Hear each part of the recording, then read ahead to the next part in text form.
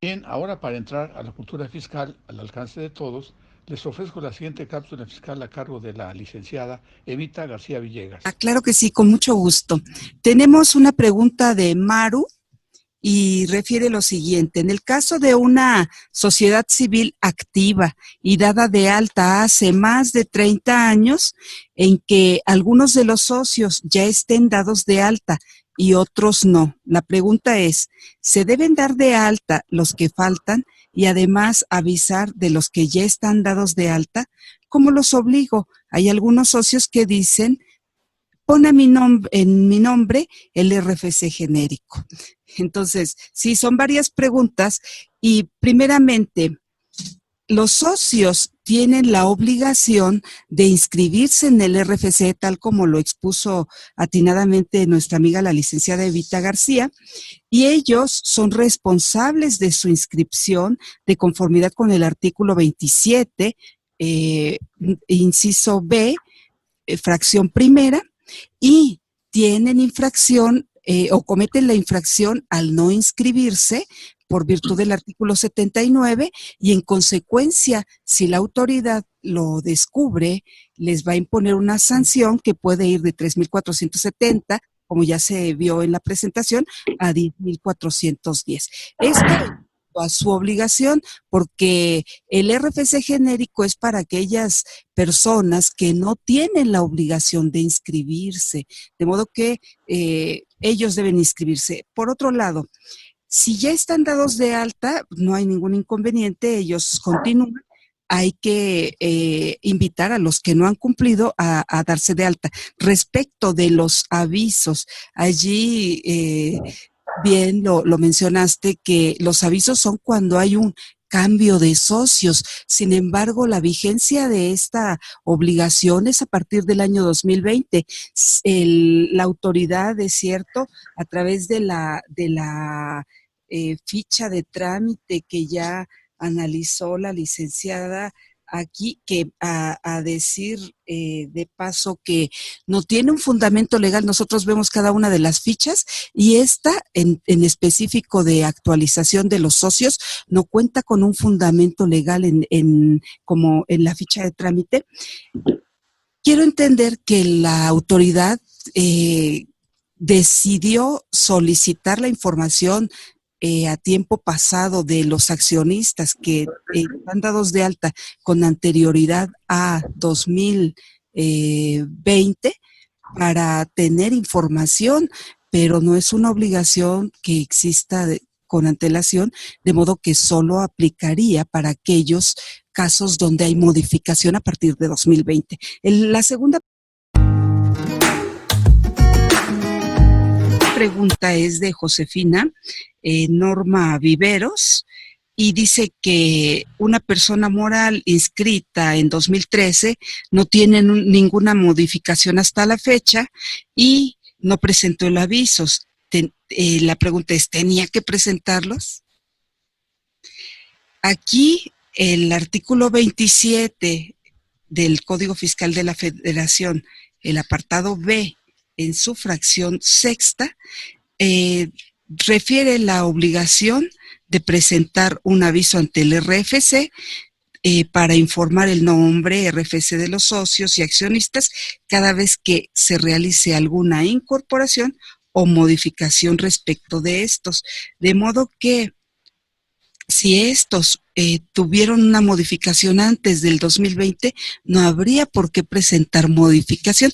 Sin embargo, como también analizaba la licenciada, en términos mercantiles, existe obligación de inscribir a los socios, la propia obligación que tienen los mismos socios de generar un RFC en la base de datos, deben cumplirla, aunque la propia persona moral no tiene la obligación, dado que proviene del año 2013 y a la fecha entiendo que Josefina Norma nos está diciendo no ha habido cambios desde el año 2013.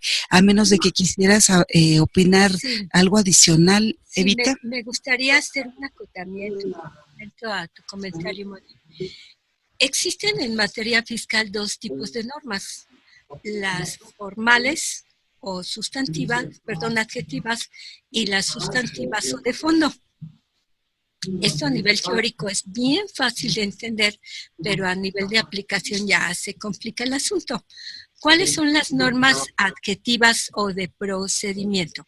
Las que nos dicen cómo hacer algo, cómo pagar, cómo presentar un aviso, cómo inscribirnos, etcétera. Todo esto es norma adjetiva. ¿Y cuáles son las de sustantivas o de fondo? Las que se refieren a las obligaciones del pago de contribución, es decir, que calculemos cuánto debo, si soy contribuyente, cuánto dinero de contribución, etcétera. Entonces, el Código Fiscal es muy claro en el artículo 6 al señalar que las normas procedimentales o adjetivas se van a aplicar en el momento en que se lleve a cabo la situación.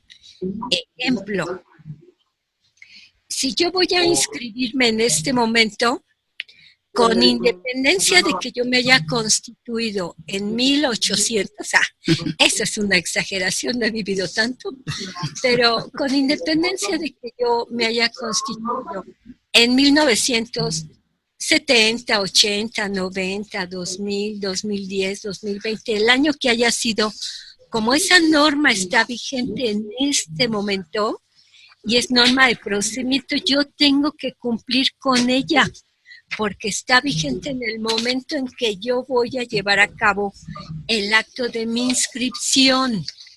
Sería diferente si estamos refiriéndonos al que yo calcule en 2015, que es el ejercicio que todavía está vigente, cuánto es lo que yo debo de impuestos sobre la renta. Porque como es una norma sustantiva que se refiere a la causación, se refiere a sujeto, objeto, tasa, cuota, tarifa, ahí sí tiene que ser la norma vigente cuando nació la obligación. Pero, insisto, las normas de procedimiento que me digan, tienes que venir vestida de rojo. Pues ese es de procedimiento. Tienes que traer tu fotografía a color. Ese es de procedimiento. Debes de traer tu acta con una antigüedad no menor a 6 meses. O te admito la de cuando naciste, que todavía venía en papiro o en tabla de arcilla. Perfecto.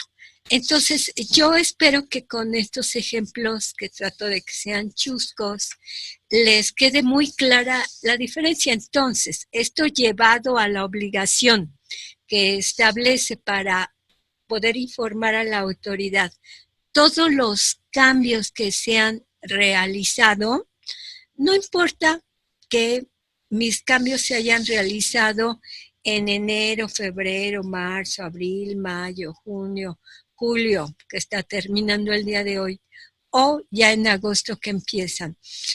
A partir de 2020 que nace la norma, yo voy a cumplir con eso. Cada que yo acuda a esos trámites, voy a tener que cumplir con esta obligación. Y si no la he cumplido, acuérdense que aunque la norma me dio hasta el 30 de junio como fecha límite, el artículo 75 del Código Fiscal de la Federación reconoce la figura de la espontaneidad, aunque tenga una extemporaneidad. ¿Por qué? Porque la autoridad fiscal lo que quiere, el legislador lo que busca, es que sin que haya gestión de la autoridad, yo vaya y dócilmente le diga, pues, ¿qué crees? Estoy extemporánea, no te había cumplido, pero aquí estoy y estoy corrigiendo mi conducta. Entonces, en esos casos no hay imposición de sanciones. Sucede diferente a cuando yo no he cumplido y la autoridad se da cuenta y llega y me toca a la puerta. Me manda un requerimiento o me llega a hacer una revisión. En esos casos ya no hay espontaneidad y por lo tanto sí va a haber una sanción que imponer en ese caso. Entonces, sintetizando, porque a lo mejor fue muy amplia y los pude haber envuelto y confundido más que al principio, viéndome muy al estilo del Chavo del Ocho o de Cantinflas. En materia fiscal hay dos tipos de normas. Las de procedimiento, también llamadas adjetivas, que dicen el cómo hacer algo, y las normas de fondo o sustantivas que dicen quién es el sujeto obligado y cómo debe de pagar, es decir, cuánto va a pagar, qué es el monto de su contribución. Las de procedimiento se aplican las que están vigentes en el momento en que se va a hacer ese algo. Y en cambio las de fondo se aplican las que estaban vigentes cuando nació la obligación. Esto está establecido en el artículo 6 del Código Fiscal y eso nos da las notas distintivas de cómo lo debemos de aplicar. Si a nuestros amigos les vuelve a quedar la duda, lo comentan. Bueno, aquí el contador Jesús también va a hacer un comentario y ponemos más ejemplos, lo analizamos a la luz de esta norma, porque como les decía hace un momento, hubo una cantidad impresionante de comentarios en torno a ello, muchas dudas, la gente no cesaba de preguntar, ¿lo hago o no lo hago? Y los comentaristas finalmente decían, en caso de duda, preséntalo, porque más vale que sobre y no que falte. Y si tú presentas una ficha aún sin estar obligado, no pasa nada. Pero si estando obligado no la presentas, entonces te haces acreedor a la sanción. Entonces, en una actitud un poquito simplista, dijeron, pues tú preséntala, en pocas palabras. Pero creo que no tenemos necesidad de tomar cargas que no nos corresponden si tenemos clara la obligación y sus alcances. Le paso el micrófono a Jesús. Gracias, Evita. De hecho, por la explicación que das, surgen otra serie de inquietudes, porque es cierto que la ficha 295/CFF, referida al cumplimiento de la obligación establecida en la fracción sexta e incluso como fundamento la regla 2.419 de la resolución miscelánea, que además retoma como fundamento la fracción tercera del apartado B del artículo 27, fracción tercera del apartado A y fracción sexta del apartado B. Entonces, es ahí donde surge la inquietud. Veamos. La fracción tercera hace referencia a la obligación de los representantes legales, que vamos a profundizar un poquito más adelante porque nos formulan algunas preguntas a este respecto. A su vez, habla de los socios o accionistas. Si hacemos una separación, vamos a decir que estos representantes legales o estos socios o accionistas tienen una obligación en el ámbito particular, como personas físicas. Es decir, el código en este caso es muy preciso al establecer una obligación precisa para estas personas físicas, que tienen que cumplir como personas físicas y de manera personal, no a través de un tercero. Ahora bien, en la fracción sexta del propio artículo 27, nada más que en el apartado B, establece la obligación para las personas morales, en donde, si bien es cierto, en la fracción primera del apartado A, habla de las obligaciones de personas físicas y de personas morales respecto de la inscripción en el RFC. En términos generales habla de 4 fracciones del apartado B. Pero cuando se refiere a las personas morales en la fracción segunda, dice, además de las 4 obligaciones establecidas en la anterior fracción, le adiciona otras 2, la quinta y la sexta del apartado B. Entonces, la fracción sexta del apartado B del artículo 27 podemos decir que es una obligación de la persona moral. ¿Y por qué hago este énfasis? Porque dije, la fracción tercera refiere personas físicas, es una obligación de carácter personal. Y la fracción sexta refiere obligaciones de personas morales. También es independiente de la establecida para las personas físicas. Por lo tanto, yo entiendo que no es un fundamento adecuado el que se señalen estas 2 fracciones en la regla 2.419. sino que tendría que ser exclusivamente la fracción sexta, que refiere a obligación de personas morales, que son las que tienen la obligación, en función de esta fracción sexta, de señalar el nombre y el RFC de la persona física que es su socio o su accionista. De hecho, en tu brillante exposición, hablabas respecto de la modificación o de la incorporación. En efecto, si se incorpora un socio, tendríamos que presentar ese aviso. Si se modifica un socio, tendremos que presentar ese aviso. El problema respecto de la modificación yo creo que es un tanto más complejo que el de la incorporación, porque incorporar un socio no me genera ningún conflicto.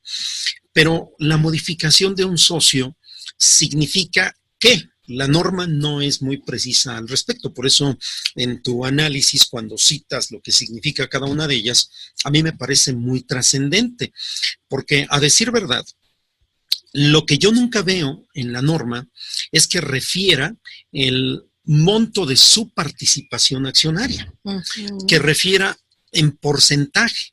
Porque incluso si hacemos una comparación para tratar de dilucidar el fondo de la norma, para tratar incluso de rescatar ese espíritu de la norma en el ámbito taxativo de la misma, y lo que en una interpretación respecto de aquello que buscó el legislador al hacer la norma, podríamos decir que lo entiendo en la exposición de motivos, aun cuando no es del todo precisa. Porque decía, si comparamos esta norma con la fracción décima, segundo párrafo del artículo 26, donde establece la forma de cuantificar la responsabilidad solidaria, ahí sí refiere una parte proporcional del capital, situación que no queda vertida en la fracción sexta del apartado B del artículo 27. Pero aún más, si en los propios términos del artículo 5 del Código Fiscal de la Federación y sexto, respecto de la supletoriedad de la norma, en donde, si bien es cierto, el código, en términos de su artículo primero, es supletorio de las leyes fiscales, en el quinto establece que es supletorio el derecho común. En este ámbito podríamos citar a la Ley General de Sociedades Mercantiles, que en su artículo 28 establece una obligación similar a esta. E incluso, artículo 73 de la Ley General de Sociedades Mercantiles.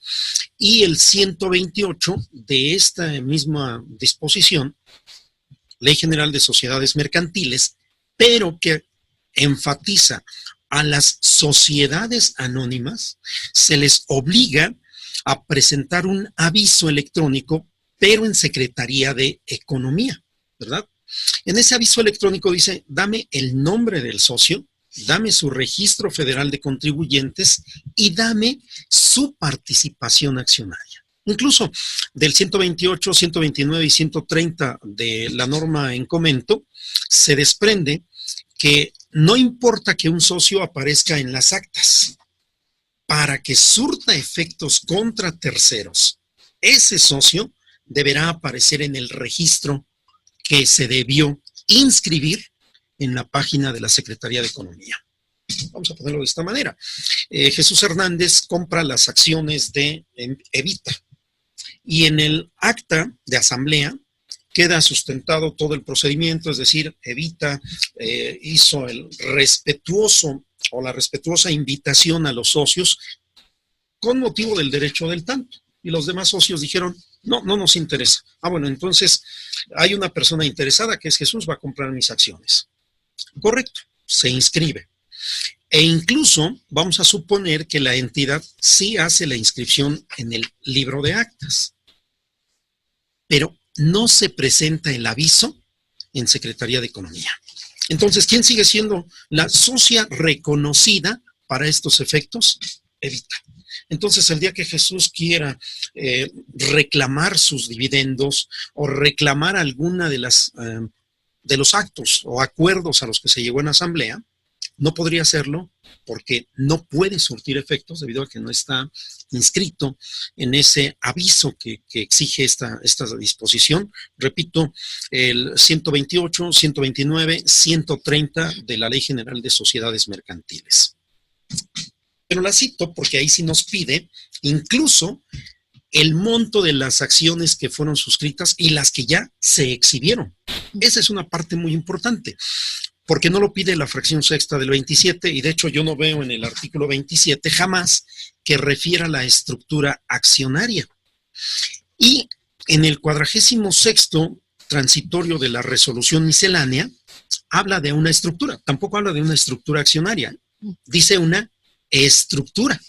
Por eso, cuando nos vamos al trámite 295, yo no entiendo que nos solicite la participación accionaria porque no es una obligación establecida en esta fracción sexta. Y de ahí mi pregunta, Evita.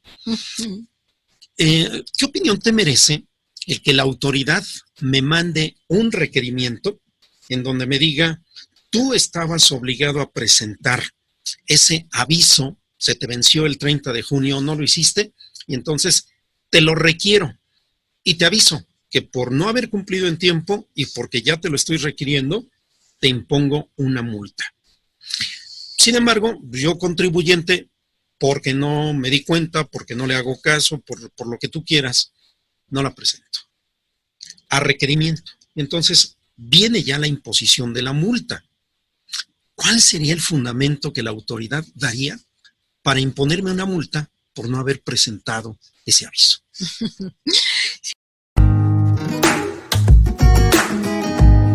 La ascendencia es como una carambola para los que juegan billar. Esta norma que si nosotros nos vamos al análisis, por eso me parece importante transcribir en el material la razón que el iniciador de la norma hizo constar.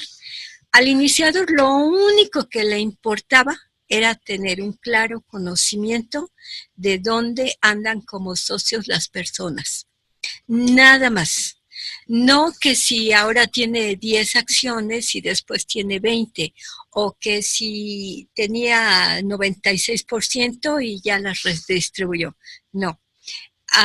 En la iniciativa, si quieres volvemos a leer lo que dijo el iniciador de la norma, lo que le interesa es poder controlar a los socios para que no se estén creando sociedades, empresas que se dediquen a realizar actividades ilegales. Fíjate, dice, se sugiere establecer que las personas morales tendrán la obligación de presentar un aviso en el RFC cada vez que sus socios sean modificados, pero los socios. O sea, la oración es cada vez que los socios o accionistas sean modificados. Por ejemplo, una sustitución de socios. Claro, yo me salgo de la empresa A y me voy a la B, o estoy en la A y en la B y formo todavía una C. Le interesa saber dónde anda ese socio o esa persona.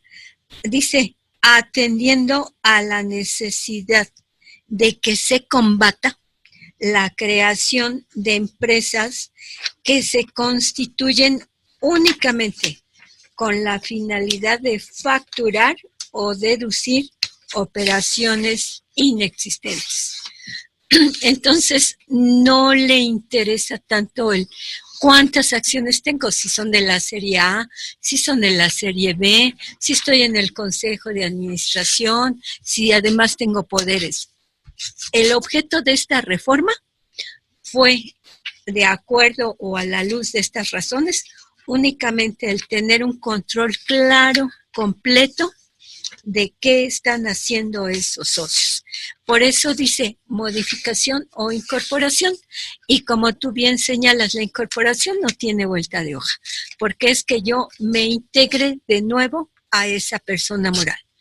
Pero la palabra modificar, ahí sí nos genera conflictos, porque si en lugar de analizar la génesis de esta norma, nos vamos a lo que significa de manera semántica la palabra, es decir, si nos vamos al diccionario, pues entonces ahí sí ya nos ocasionó conflictos, porque la modificación es todo cambio, que sin alterar la esencia me permita o me cambie la disposición. Entonces, si yo tenía 10 acciones y ahora tengo 100, pues sí me está modificando. Entonces aquí el punto es, ¿cómo va a interpretar la autoridad fiscal, que es ya la que ejecuta, la norma que creó el legislador? El legislador nada más dice, a mí solo me interesa saber dónde andan las personas, pero la norma parece que va más allá. Entonces, por eso me parece muy importante ver lo que plasmó en la ficha de trámite que creó específicamente para eso. Y la ficha de trámite dijo, primero, esto es exclusivamente para personas morales, únicamente para ellos es la obligación. Segundo, la van a presentar única y exclusivamente cuando haya un cambio. Dice, se presenta cuando se requiera actualizar la estructura accionaria. Aquí inclusive nos redujo porque nada más habla de acciones y solo hay sociedad anónima, sociedad comandita por acciones y las SAS, que son de acciones. Las demás no son accionarias. En las demás formas de sociedades son socios, como en las civiles, como en otras formas.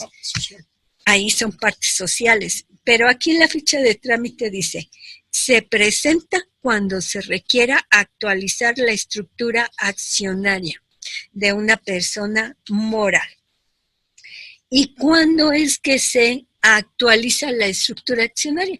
Pues cuando entras o sales, aunque con un criterio todavía más amplio, sí se podía entender cuando yo compro más acciones o cuando vendes tus acciones, las que tengo, ¿sí? Y me quedo como socio, pero con más o con menos. Y cambia tu estructura accionaria. Porque entonces ya mi estructura, ya en lugar de que diga que tiene 20, ya va a decir que tiene 2, porque le vendió a Jesús o a Mónica, o porque tiene 80. Entonces, por eso es que todavía nos dimos a la tarea de ver la regla en resolución miscelánea que establece esta obligación, pero que tampoco nos aporta mayor entendimiento, mayor explicación al respecto, porque no nos dice algo que se entienda de manera clara. Yo esperaría que la norma hubiera dicho, se entiende por modificación tal cosa, pero no. Aquí nada más dice la regla 2.419. Para los efectos del artículo 27, las personas morales, aquí lo que sí aclara es que es de personas morales, deberán presentar un aviso en el cual informarán el nombre y la clave de los socios cada vez que se realice una modificación o incorporación. Entonces, pues creemos que para no quedarnos cortos, si tu modificación en la estructura es porque vendes o compras acciones, presenta tu aviso y no vas a tener nunca problemas. En cambio, si tú no lo presentas porque crees que solo es con la entrada o salida de los socios o accionistas, puede ser que nos quedemos cortos y que la autoridad tenga una interpretación diferente de la que toma en cuenta el legislador. Lo que sí les digo a todos es que en un litigio nosotros invocaríamos la exposición de motivos, porque esa es la interpretación exegética, la que dio el creador de la norma, la que tiene más valor. Pero lo importante es no llegar a un litigio, como dijera el contador Vicente. No, pero pues eso implica un juicio, un recurso. No, ¿por qué tenemos que llegar hasta allá? Lo otro significaría que alguna asociación, agrupación, alguien interesado planteara la consulta con base en el artículo 34 del Código Fiscal para que la autoridad se viera obligada a emitir un punto de vista ya más claro acerca del tema. De hecho, PRODECON lo podría hacer, podría ser el canal adecuado para que a nombre de los contribuyentes dubitativos como nosotros pudiera definir el alcance exacto que a su juicio debe tener la norma y no tener que llegar hasta el criterio jurisdiccional que trae implícito o de por medio un litigio. Muy bien, muchísimas gracias. Sí. Respecto de otras preguntas, tenemos el caso de Maru, que también pienso que ya se respondió con las intervenciones que hemos tenido, pero esta en particular de Maru dice: hubo un tiempo en que los notarios hacían la inscripción de las empresas ante el SAT. Ya no se hace, y la respuesta es que se sigue haciendo. Hay en el SAT un apartado que habla de la incorporación en el RFC de personas morales a través de fedatarios públicos por medios remotos. Entonces, incluso hay una lista de fedatarios que pueden llevar a cabo. Correcto, ahí depende del notario que lo quiera hacer y que tenga reconocimiento en ante el SAT, ¿verdad? Sí. Y por otra parte, al realizar un trámite de personas morales, no aceptan carta con testigos.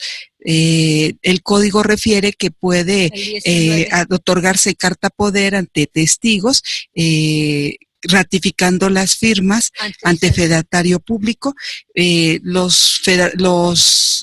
autoridad fiscal rechaza reiterativamente estas formas y exige que haya un registro de representantes, por ejemplo. Sin embargo, el código es claro y debieran aceptárselo el trámite con una carta poder, presentando los originales de las identificaciones y ratificando las firmas ante la propia autoridad. Ajá.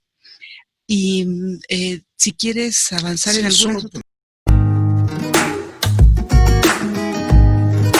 Nos llega una pregunta derivada del propio comentario, porque dice que cuál es el monto de la multa por no presentar el aviso en la Secretaría de Economía y cuál es el fundamento legal respecto de que los nuevos socios no tienen derecho al pago de dividendos. Es de Termolab.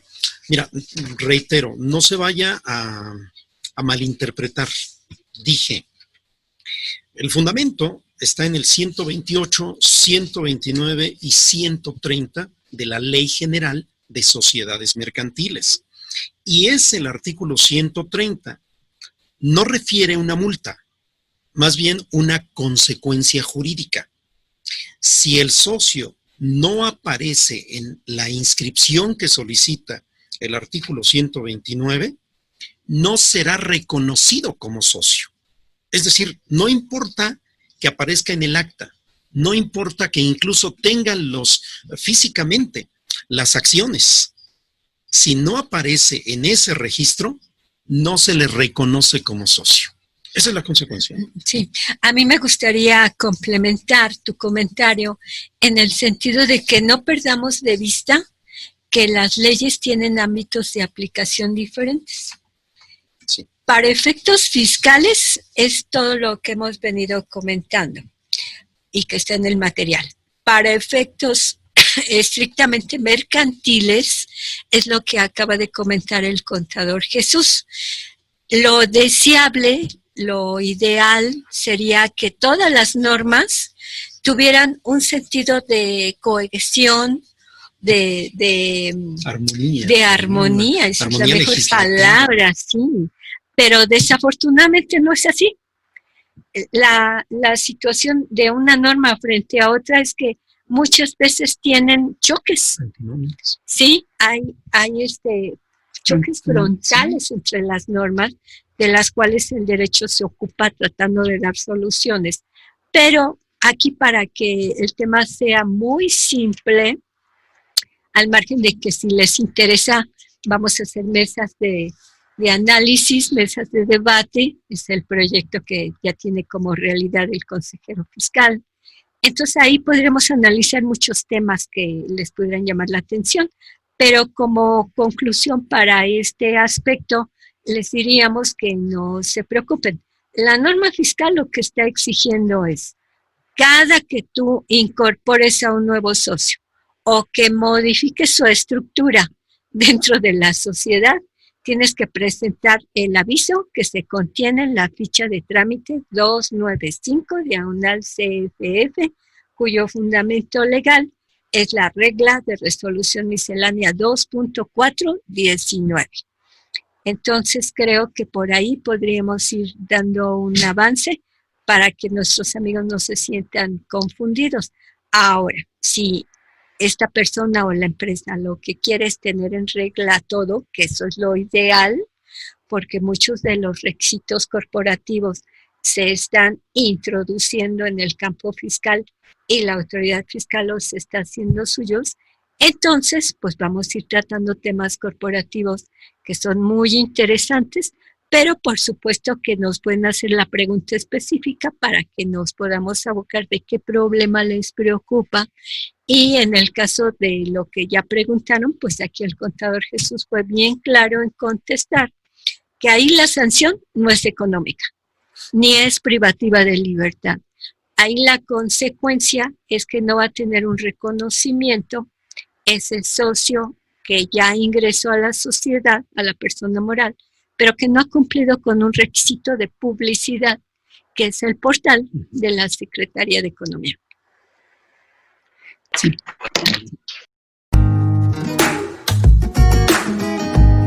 Otra pregunta que me parece muy interesante y es común en el caso de muchos contadores. Pregunta Maru, si yo como contador presento las declaraciones y avisos de un contribuyente, ¿es suplantación de identidad? Ya que no tengo carta poder notariada que lo represente. Aquí es una preocupación que surge, sí, del análisis del artículo 110, sus fracciones sexta y séptima del código. Sin embargo, aquí, si nosotros nos vamos al diccionario, encontramos que suplantar quiere decir quitar a una persona de su sitio de manera fraudulenta y poner en su lugar, en ponerse en su cargo, en su lugar o en sus funciones. En este caso, habría que incluir dentro de los contratos que se tienen con los clientes el establecer estas actividades o estas funciones que desempeña cada contador para que a través de este contrato quede una cláusula estableciendo esta clase de servicios que te están prestando. Y nada más como conclusión para mi pregunta, les recomendaría, amigos, que cuando usen firmas electrónicas también lo incorporen dentro del cuerpo de su contrato de prestación de servicios, indicando los usos que le van a dar a la misma y comprometiéndose a tener exclusivamente esos usos y también comprometiéndose a cláusulas de confidencialidad. Sí, yo creo que hay. Me gustaría, aprovechando que estás haciendo referencia a las asociaciones de colonos o régimen condominal, aquí Maru nos plantea algo que entiendo ya se resolvió con tu respuesta. Dice Maru, en las asociaciones de colonos o de condóminos solo se incluyen en el acta constitutiva al Consejo de Administración, pero no a los demás socios. En este caso, ¿debo informar al SAT en el acta constitutiva de todos los condóminos? Bueno, la respuesta para mí, de manera estricta, sería un no, pero conservadoramente, preséntala. Al final no tiene ninguna trascendencia, ¿eh? Sí, cumplimos como condóminos de parte del administrador en este caso y se quitan de problemas, ¿verdad? A mí me parece que en virtud de todas estas inquietudes y de que hay condominios y condóminos y asociaciones en cantidad impresionante, valdría la pena hacer una mesa sobre ese tema. Me gusta la idea. Entonces, porque surgen muchas dudas. Hay poca regulación clara, hay que hacerlo por similitud, por analogía, y esto obviamente genera muchas complicaciones. Sí, rotundamente. Además, amigos, pues yo creo que es importante que estén pendientes de estas cápsulas, de estas mesas redondas que va a organizar el consejero fiscal ya próximamente y en poco tiempo, porque estamos terminando julio, y hace un momento decía el contador Vicente, el consejero fiscal a partir de agosto. Ya, y ustedes conocen cómo es don Vicente de inquieto, ¿verdad? Yo digo que es un adolescente, es todo un adolescente que siempre está con ideas girando en alta velocidad, ¿verdad? Y eso es lo emocionante de trabajar con el consejero fiscal. Adelante, Evita. Bueno, yo aprovecho este momento para volver a recordar el curso de Rosita, nuestra querida Rosita, que se va a llamar Aspectos Relevantes de la Resolución Miscelánea para el jueves 13 de agosto, es decir, ya en 2 semanas, para que ya puedan hacer sus reservaciones. Es un curso donde se va a ver todo lo que ha habido de cambios en resolución miscelánea hasta la fecha. Ah, muy bien, en el mismo horario, supongo. Sí, en el mismo horario de las 10 a las 2. Ah, perfecto. Pues, invitados 12 de agosto. Nuestra amiga Rosita. 13 de agosto. Rosita, que siempre es un placer escucharla platicar de estos temas. Claro que sí.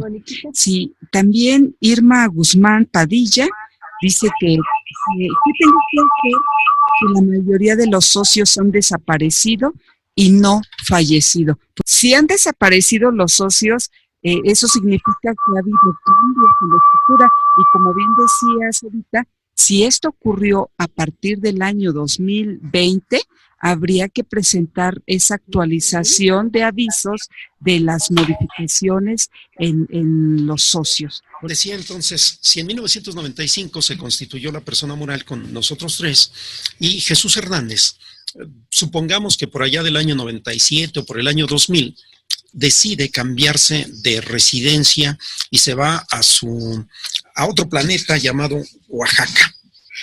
Ya. Ahí vive tranquilamente en su casita de carrizo de 2 aguas, sembrando maíz, frijol, en fin. Y nunca lo han buscado. Eso no significa que haya perdido su derecho, ¿eh? Porque vamos incluso a inventarnos la siguiente situación. Jesús, que siempre ha sido muy ojo alegre, tiene un montonal de hijos. Y eso se llama confesión. Eso se llama confesión en mesa redonda. Es viernes. Sí, claro. Y el suelo lo sabe, así que ya me espera. Y el suelo lo sabe. Entonces, Jesús se muere. Y aparentemente durante el tiempo que estaba vivo, pues no había ocurrido nada. Pero en el momento en el que Jesús se muere, y vamos a suponer que eso ocurra en el mes de abril del 2020, se murió del famoso COVID. Entonces, aparecen, y voy a inventarme, 3 herederos. Poquitos. Bueno. Para ese negro historial. 5. Sí, digo, para no complicar mucho las cosas. Si habláramos de casos reales, tendría que poner muchos ceros. ¿No? Otra confesión. Bueno, pues digo, ya el suelo me va a tocar, así que ¿qué le hacemos? Hoy no le toca cama. No, y lo que es peor, no tengo ni perro. Qué terrible, entonces no hay casita. Lo bueno es que es verano. Entonces, aparecen estos 5 herederos y se presentan con la persona moral que está hoy conformada con esos 3 socios que son Mónica, Evita y Jesús. Pero Jesús ya está fallecido. La pregunta interesante es que tú no puedes decir que porque Jesús ya no se ha presentado ha perdido sus derechos, porque en este caso van a aparecer sus herederos y van a decir, como ya se cerró la sucesión testamentaria, o intestamentaria, y nos tocaron partes iguales. Entonces, de lo que mi fallecido padre, hoy de Cuyos, haya aportado a la sociedad, me toca la parte proporcional. Y si hay dividendos, también. Venga, cuidado entonces, cuidado. Totalmente de acuerdo. Ahí debemos de ser muy cautos de no abandonar los aspectos corporativos de una sociedad o asociación, sino por eso cada año hay que estar revisando la situación. Por eso las leyes dicen, por lo menos una vez al año hay que reunirse y hay que ver cómo está la situación de esa persona moral para que se puedan subsanar con más facilidad las cosas.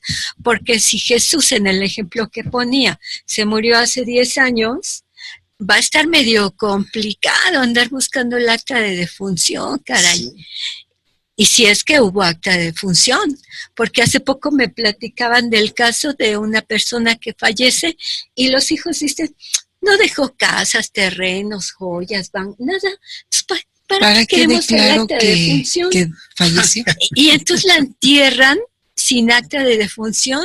Es decir, que legalmente sigue vivo. Legalmente sigue vivo, efectivamente. No entonces, no ha muerto. Entonces, ahí hay que hacer todo un trámite para hacer el registro extemporáneo de esa defunción, si se cuenta con elementos para acreditar la defunción. Pero si no, hay que hacer un procedimiento de declaratoria de ausencia. Así es, entonces se vuelve complejo y entre más tiempo pase, más complejidad. ¡Qué barbaridad! Entonces, localicen a sus socios, búsquenos antes de tomar cualquier decisión. Claro, y hay que actualizar todo. Si quieren evitarse algún problema específico, recuerden ustedes que cuentan aquí con los servicios del despacho. Por supuesto, aquí a través de Consejero Fiscal damos toda la asesoría y todo el trabajo que se necesite. ¿Verdad, amigos? Claro que sí. Evítese problemas, busque a su consejero fiscal. Sí, claro que sí. Tenemos una pregunta de Anabel y dice, ¿cuáles son los documentos que se tienen que escanear para el aviso de actualización de socios? Y la ficha refiere que hay que escanear el documento protocolizado donde consten las modificaciones, así como la incorporación de sus socios o accionistas, y esa es la que se tiene que anexar para presentar el aviso. Correcto. Aunque no tenga ningún cambio en la estructura. Por eso referíamos que si no hay cambios, no se presenta, pero hay quienes dicen, yo lo quiero presentar porque me constituí hace 20 años. Bueno, entonces lo pueden presentar. Sin embargo, también hay ocasiones en los que hay algunas asambleas donde sí se modifican, hay modificaciones de los accionistas y por ejemplo, aumentos del capital variable. Otro tema para y en ese caso no se tiene que protocolizar, entonces uno más. Sí, vamos a hablar de cuándo se llevan a cabo actas de asamblea ordinarias, cuáles extraordinarias, sí, cuáles se protocolizan. Y aquí sería, no, ¿verdad? Uno más. Etcétera. Bueno, simplemente por algo que nos pareció muy simpático, es que Josefina Norma nos dice para todos, nos quitan el estrés con sus confesiones, contador. Pues de eso se trata, amigos, de que baje el estrés, ¿verdad? Sí, claro, de que esta sea una... Dicen que uno de los riesgos de contraer el COVID es el estrés, entonces aquí hay que bajar el estrés. Aquí tenemos que bajar el estrés a las cuestiones fiscales. Entonces, ¿cómo le pondríamos ese tema propuesto, Evita? Pues aspectos corporativos. Sí. Además, amigos y amigas, morales. Recuerden ustedes, si se van a morir por COVID, borren todo de su teléfono porque sus cónyuges van a tener acceso a él. Cónyuges o parejas, porque ya no hay cónyuges, hay parejas. Sí. Bien, aquí Anabel nos dice, sociedad creada en 1992, uno de los socios no tiene homoclave. ¿Qué se hace en esa situación? Bueno, sí lo tienen que regularizar. Porque quiere decir que no está inscrito en el RFC. Si no tiene homoclave, no está inscrito. Así es. Hay que ir tan luego como se aperturen las citas. Porque o en su caso, no hay citas. Lo que podría hacer también nuestra amiga Anabel es que con base en la CURP de la persona se entre a la página del SAT y hay una sección que refiere RFC con CURP. Entonces, en esa sección ingresa todos los datos de manera correcta de la CURP y el sistema le va a arrojar alguna de las dos supuestos. Una va a decir, esta CURP está asociada con este RFC y allí conocerá de la homoclave. O en su caso, también el sistema le permite dar de alta cuando no está asociada con un RFC la CURP, le permite ingresar el RFC sin obligaciones fiscales. Entonces eso pudiera ser una forma de salvar, sí. Tanto que se Pues abren habría que ver. las oficinas, sí. Sí, porque no sabemos cuándo ya estén operando en todas sus actividades los órganos del SAT. Físicamente, sí. Jesús. Bien, nos pregunta también María Teresa. Se debe anotar también en el acta constitutiva el RFC del administrador único en caso de que no sea socio o a las personas que se les dan poderes. Yo diría que vamos a dividirlo en dos partes. Primero, el administrador único. Rotundamente sí. Sí, porque de hecho él se encuadra en la fracción tercera del apartado A del artículo 27. Correcto. Entonces está obligado. Pero las personas que se les dan poderes, aquí habría que tomar en consideración a quiénes. Porque y el tipo de poder. El tipo de poder, sobre todo, eso es lo que hace la diferencia. En términos muy coloquiales hoy decimos, es un apoderado cuando no se trata de una persona que tiene el cargo de administración, porque eso es lo que hace la diferencia. De hecho, hoy el código dice, tú llámale como quieras. Para mí es representante. Si tiene como función la administración de la empresa. Y eso porque pues se han utilizado una serie de palabras.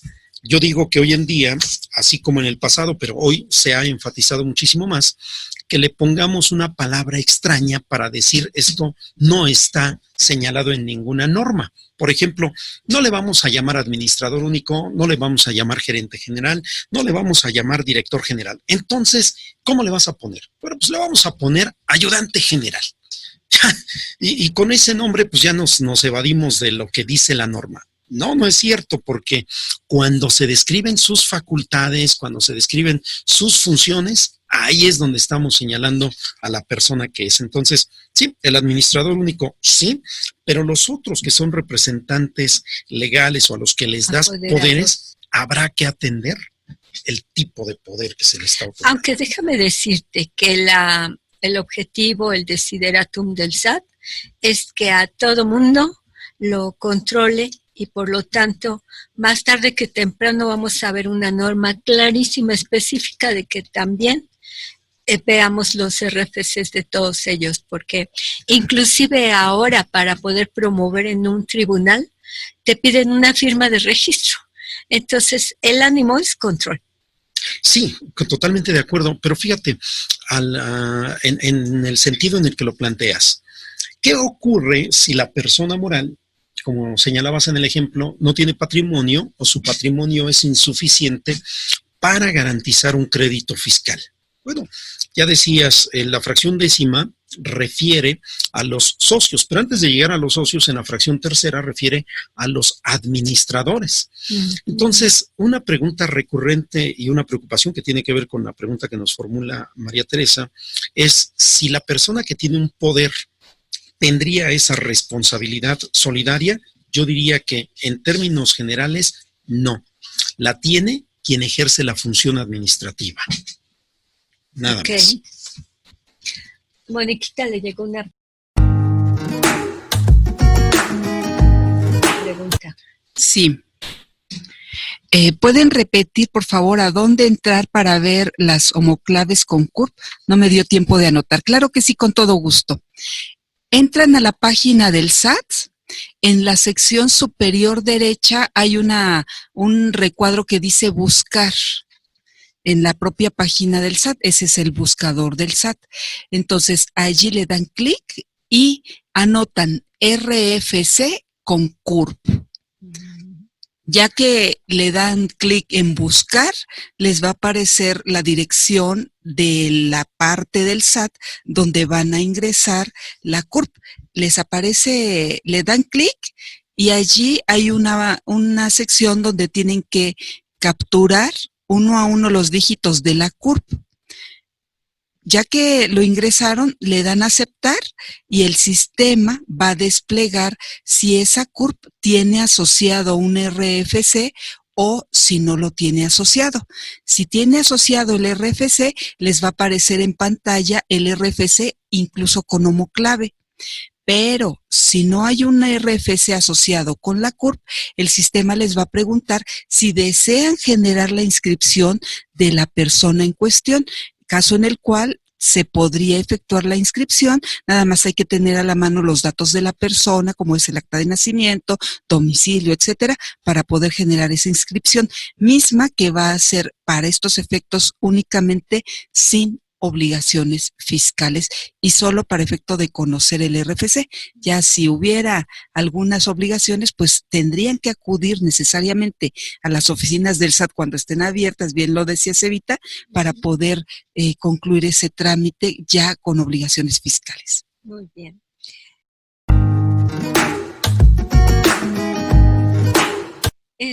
Una pregunta de nuestra amiga Josefina Norma, dice que cuando hablamos de clave de socios asentada en libros, ¿cómo se designa esa clave o esa libre albedrío? No, esta es la clave del RFC. Siempre que hablemos de clave, nos referimos al RFC con su homoclave completita. Esa es la que va en las actas de asamblea, es la que va en los libros y es la que va en las escrituras públicas. Cuando se eleva a escritura pública, ese documento a través de un fedatario público. Bien. ¿Tocaría? Gracias, sí. Josefina nos pregunta, los socios de una empresa están trabajando en la misma empresa. Son 4. Están por asimilados a salarios y aplico tablas mensuales para calcular el impuesto. Están dados de alta ante el SAT por asimilados a salarios y accionistas. ¿Está bien así? Pero no tengo un contrato laboral firmado con cada uno de los socios hacia la empresa. En caso de que les elabore un contrato laboral con la empresa, el representante legal firma como trabajador y como representante de la empresa. Bien, como son varias preguntas en una sola, vamos a aclarar. Primero, para que pueda existir una relación laboral y por lo tanto un contrato de trabajo en los términos de los artículos 20 y 21 de Ley Federal del Trabajo, se requiere un elemento distintivo que se denomina subordinación. Y la subordinación, en términos jurisprudenciales, se entiende como un poder jurídico de mando con un correlativo deber de obediencia. Por lo tanto, si hablamos de uno de los socios que ocupa el cargo de administrador único, no nos dice qué tipo de entidad es. Yo voy a suponer que se trata de una sociedad anónima y por ello estaríamos frente a un administrador único. Ese administrador único no puede ser considerado trabajador, dado que no tiene un poder de mando encima de él y él no le debe obediencia a nadie. Él tiene una relación jurídica que emana de la Ley General de Sociedades Mercantiles en los términos del artículo 10 de esta norma, lo cual significa también que él representa la voluntad de la persona moral. Por lo tanto, no es ni puede ser trabajador. A él se le paga, sí como asimilados en los términos del artículo 94, los emolumentos u honorarios como administrador. Pero a los demás socios, si no tienen el cargo de administradores, porque solamente hablamos de un administrador único de acuerdo con la descripción, sí pueden ser contratados como trabajadores, aunque sean accionistas. Pero habría que tomar en consideración algunos elementos, entre otros, que sí se les elabore el contrato laboral. Pero al mismo tiempo, sí tendrían obligación de ser inscritos en el Seguro Social, porque su calidad de socios no obsta para su calidad como trabajadores. Es decir, no se colisionan los derechos debido a que las personalidades jurídicas son distintas en los términos del artículo 2 de Ley General de Sociedades Mercantiles. Esto querría decir que el socio, siendo socio, puede ocupar un lugar subordinado por debajo de la administración. Sin embargo, también otro aspecto a considerar es que siendo trabajador y socio es parte relacionada de la persona moral. Entonces el salario tiene que derivar de un estudio de precios de transferencia con objeto de que no disfracen de salario los dividendos. Y también en el caso del pago de los emolumentos al administrador único, hay que atender a que la ley del impuesto sobre la renta obliga a que se haga una retención de la tasa máxima de la tarifa, en este caso un 35% como retención, dado que no hay subordinación como lo referiste. Pero además, para que sean emolumentos, deben de estar decretados en un acta de asamblea. No podemos de la nada establecer un emolumento. Debe de tener como antecedente el acuerdo de los socios reunidos en asamblea. Sí. Y por el tema de materialidad que exige el artículo 69 de Código Fiscal, en la actualidad debemos de acreditar que efectivamente están realizando las funciones por las cuales se están percibiendo un emolumento o un salario. Es decir, no podemos simplemente decir, pues a los 4 les ponemos un sueldo. No, deben de estar realizando realmente la función, si no, entraríamos en el fenómeno de operaciones simuladas. Entonces, ojo con eso, amigos, porque en este momento la principal forma de revisión que lleva a cabo la autoridad es a través de operaciones simuladas o inexistentes. Entonces, existe como contrapartida la obligación de los famosos entregables para acreditar la materialidad, que es un tema bastante complejo y muy importante. Que además, fíjate que derivado de lo que mencionas, Evita, es muy importante mencionar el programa previo de fiscalización a los asimilados. Sí, que en este momento es uno de los puntos esenciales de parte del SAT.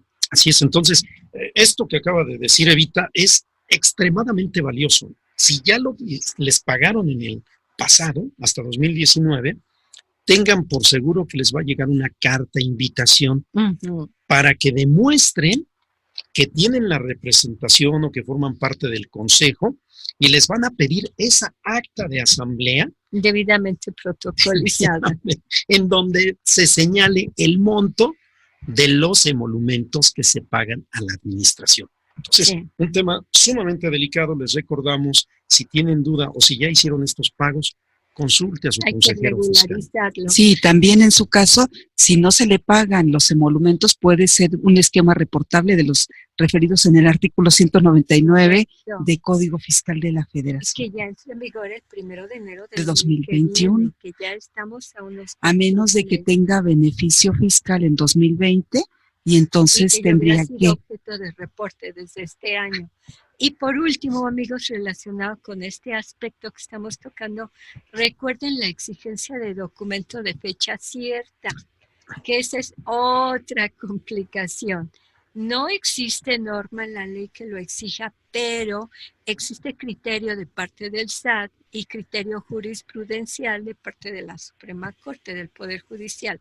Para que un documento privado tenga valor probatorio pleno, debemos de hacerlo constar en un documento público, o sea, lo tenemos que pasar a la fe notarial. Entonces, todos estos elementos deben de conjugarse para que en una revisión no tengan ningún problema. Moniquita, tu turno. Ya no tengo preguntas. Sí. Esto es lo de menos, ahorita que pasamos. Bueno, yo aquí tengo una de Valentín Munguía. Dice que la documentación a guardar en el domicilio fiscal respecto a la contabilidad, es necesario imprimir la contabilidad electrónica porque los auditores siguen solicitando y revisando pólizas impresas. No, eso va en contra de la ley. Sí, hoy debemos recordar que el artículo 28 del Código Fiscal de la Federación, vigente ya a partir del 1 de enero del año 2014, establece en su fracción segunda y en su fracción tercera el registro o la exigencia en los registros y refiere que sean electrónicos. Es decir, el mote, valga la expresión, de contabilidad electrónica, deriva precisamente de esas fracciones segunda y tercera del 28. Entonces, no te pueden exigir un documento impreso porque no se encuentra señalado ni en el código, incluso ni en el reglamento. Ni en resolución miscelánea. Y en materia mercantil ya se permite que sean electrónicos. También. Sí, pero en este caso, cuando la autoridad hace una revisión, por lo que nos dicen, ¿no?, los auditores del SAT, cuando hacen una revisión, tendrán que atender a lo que establece la fracción primera del artículo 28, cómo se integra la contabilidad. Y a lo que complementa el 33 apartado B del reglamento del Código Fiscal de la Federación. En ninguna de estas dos disposiciones dice que tendrán que entregar documentos impresos. No. Entonces, no pueden solicitar, menos las pólizas, menos. No. Te complemento una pregunta que está relacionada con el tema de Anabel y dice, ¿los libros se tienen que registrar ante el SAT? No. No, definitivamente. ¿Es una obligación llevarlos? Sí. ¿Integran la contabilidad en los términos de la fracción primera del 28? Sí. ¿Es una obligación incluso del 33 del Código de Comercio? Sí. Pero en ninguna parte dice que tengan que registrarse. Correcto, yo complemento.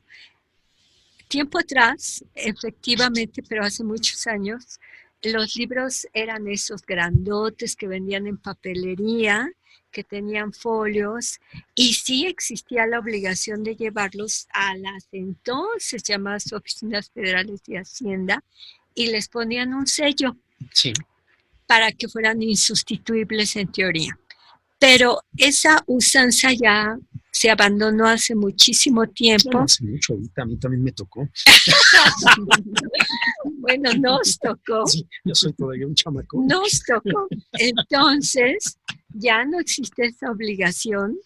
Ahora lo que debemos de hacer es tenerlos. Cuando Jesús utilizó la expresión llevarlos, no se refiere a trasladarlos de un lugar a otro, sino integrarlos y tenerlos a disposición de la autoridad en el momento en que quiera llevar a cabo una revisión. Fíjate, esto que mencionas incluso es bastante interesante porque en el artículo 34 del propio reglamento del Código Fiscal de la Federación dice que cuando los auditores de la autoridad o el SAT revise los libros, se deberá poner a su disposición el sistema en el cual estén, para que los puedan leer, así los puedan revisar. Un RP o tienes un programa popular de contabilidad, no te deben pedir las pólizas impresas. No. En todo caso, el apoyo del operador del programa de contabilidad.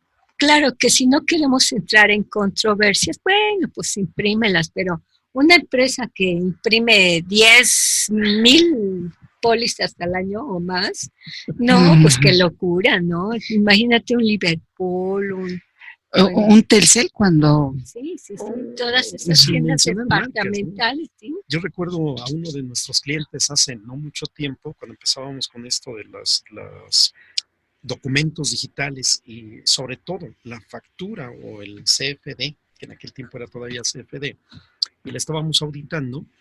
Cuando empezamos a hacer el muestreo de la documentación, entramos a una bodega en donde un tanto mofándose nuestro buen amigo dijo, a ver, tú elige qué semana quieres. Entonces imagínense una enorme... Sí, gigantesca, ya me imagino. Por el número de sucursales que tenía a nivel nacional. Sí. Entonces les convencimos de que sustituyeran ese la exigencia por claro. Y sí, se ahorraron toda la bodega. No, y además por todos cuantos árboles tirados. Claro. De Ángel M. Dice, saludos a todos y su consulta es, la multa que indica el artículo 79 del Código, fracciones séptima y octava, ¿aplica también a los asociados de personas morales sin fines de lucro? La respuesta es sí. En este caso, no asentar o asentar incorrectamente tanto en las actas o en las escrituras el RFC de los socios o accionistas, sí se aplica en todos los casos. Claro.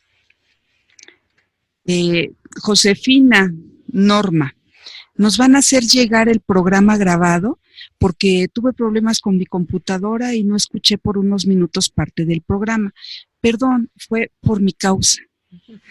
No sé, ahí tendríamos que preguntarle. Al técnico ahorita o al contador, sí. Al contador Vicente. Sí. Hay otra pregunta de Termolab. Si soy la contadora de la empresa, ¿tengo poder notarial para hacer trámites ante las autoridades federales, estatales, etcétera? No tengo actos, no, perdón, no tengo poder para actos de dominio y firmé ante el SAT que soy representante legal cuando realice cambio de domicilio. También soy responsable solidaria junto con los socios. En este caso no, porque es un poder específico y esto no le lleva a nuestra amiga a tener responsabilidad solidaria. Nos informan de parte del contador Vicente Morales con mucha pena de que el material no se grabó y por lo tanto no es posible que se los enviemos. Lamentamos profundamente que hayas tenido algún problema con tu equipo, pero bueno, pues te invitamos para que los próximos cursos ya tengas todo tu equipo muy revisadito, ¿no? Para que no haya Sí. esta complicación. Bien, nos pregunta también Valentín, para que un socio que trabaja dentro de la empresa no se considere trabajador y aspire a obtener pensión como tal, ¿qué debe cumplir? Bueno, la pregunta se me hace un poco paradójica, porque dices, no se considere trabajador y aspire a obtener una pensión. Entonces, es contradictorio. Así como está planteada, yo te diría que contrate con una entidad de seguros privada una pensión. Hay varios productos, ¿no? Pero uno de ellos es que le apueste a vivir más de 60 años. Y entonces puede estar pagando su seguro privado, no es trabajador, y cuando cumple los 60 años, perfectamente pueden llegar a los 60 y cobrar su pensión, si compró ese producto. Esto si no quiere ser trabajador y quiere tener una pensión, que sería con una entidad privada, no con el IMSS. Ahora, si lo que le interesa es una pensión IMSS, necesariamente tiene que darse tratamiento como trabajador. O sea, darse de alta en el Seguro Social, en el Infonavit, su Afore, etcétera. Así es, definitivamente.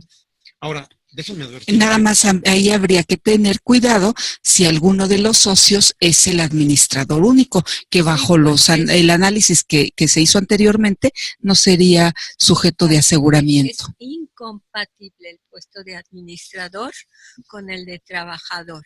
Y por lo tanto, inclusive si pagas cuotas, en ese sentido el Seguro Social válidamente te lo desconoce y todo tu esfuerzo económico no tendría ningún resultado. Sí, es un hecho que cuando gestionan los administradores únicos su pensión, les es rechazada y ellos dicen, bueno, ya te aporté, entonces devuélveme, y dicen, no te devuelvo más que tu subcuenta individual, pero todo lo demás no te lo puedo devolver porque yo corrí el riesgo. Qué lamentable asunto. Qué lamentable. ¿Tienes más preguntas? Yo tengo aquí dos. ¿Los libros tampoco se imprimen ya? No, desde hace muchísimo tiempo ya no se imprimen.